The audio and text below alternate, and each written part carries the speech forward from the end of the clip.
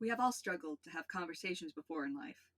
Many of us avoid conversation about religion and politics just because we're afraid that we won't like the outcome. With art, however, it doesn't force the conversation, but reminds us to have it. Murals like these catch public attention and turn empty walls into places that prompt questions. Why is this kid wearing a gas mask? Who's this woman in red yelling? Why is this random wall in the middle of a roundabout? All these murals have something important in common: the North Irish Troubles, sometimes called the Civil Rights Movement and sometimes called a low intensity war.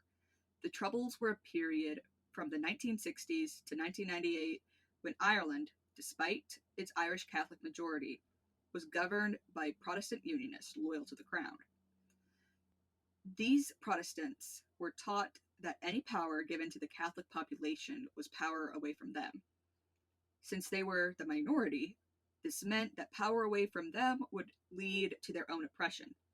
To fight what they viewed as a British occupation in Ireland, meanwhile, groups like the Irish Republican Army, the IRA, sprang up to be, depending on who you ask, either freedom fighters or terrorists.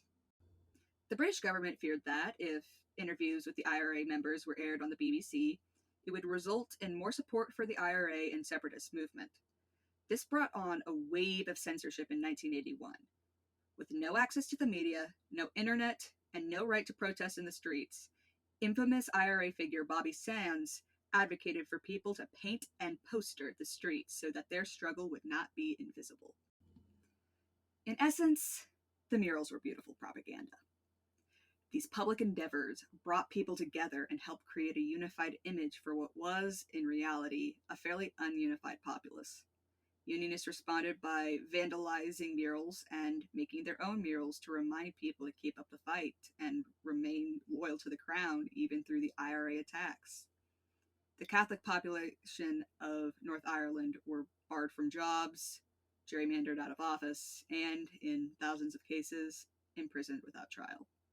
These murals were meant to highlight the division between the Catholic and Protestant population in an effort to ensure that people were constantly reminded of the suffering caused by the British government and occupying military.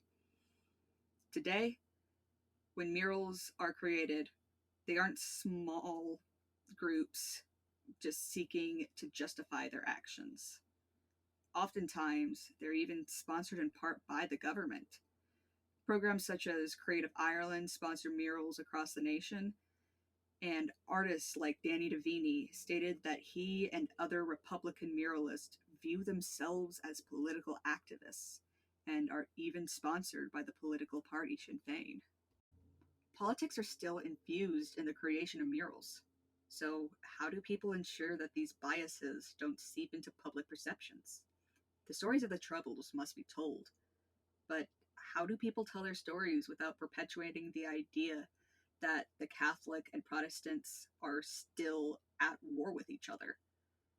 One way of doing this, rather than telling stories through imposing murals meant to send a message, is to tell stories in a more intimate manner.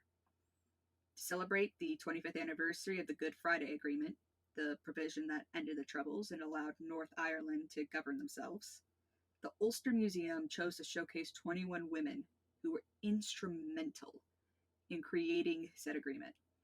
Exhibitions like this and Troubles and Beyond focused on individual stories. Day one, I went to the Troubles and Beyond exhibit, and that half hour, more than 3 months of class time, readings, and projects made the Troubles real for me. Focusing on the individual, unfiltered struggles of the Troubles makes it real for those who weren't alive then or are too young to remember it. Another way of telling the story of the Troubles is to adapt it to a more modern and broader context. The wall in the middle of the roundabout I showed you predates Sand's campaign and, strictly speaking, is actually graffiti painted by the 17-year-old Liam Hillen to protest police violence on a civil rights march. It is now used as a focal point for political campaigns under the philosophy of one world, one struggle. When I went, They were flying the Palestinian flag and had just painted over graffiti that said, "No fascist welcome." I think John Kelly, a survivor of the Bloody Sunday massacre, who I actually had the honor of meeting when I visited North Ireland, put it best. But the wall itself doesn't belong to any certain individual. It belongs to the city. After all, when you think about it, it's only a gable wall. It's what's on it that's important. Internationally renowned muralist Dan Kitchner said, "Maybe people don't notice murals immediately, but it's a subconscious effect. If you're exposed to it every day, it kind of seeps into your subconscious. Hopefully it's a sort of positive and uplifting experience. When someone sees a larger than life image every day, it does seep into their subconscious." The images of the Troubles showed militancy, attacks on the public, and victims and martyrs to gain legitimacy both at home and abroad. Now, however, murals show scenes of a brighter Belfast, scenes of remembrance, scenes of progress. To quote lifelong resident Ener Duffy, "Murals are such a big part of our identity here in Belfast. I think it's important to have art pieces like this and to have them in such a visible area." And I agree. If murals become part of the subconscious, then let's make an effort to ensure they subconsciously encourage a brighter future.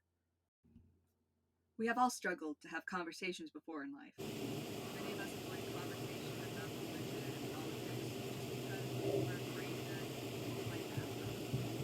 With art, however, we force the conversation to find a right together. Murals like these catch public attention and turn empty walls into places that prompt questions. Why is this kid wearing a gas mask? Who's this woman in red yelling? Why is this random wall in the middle of a roundabout? All these murals have something important.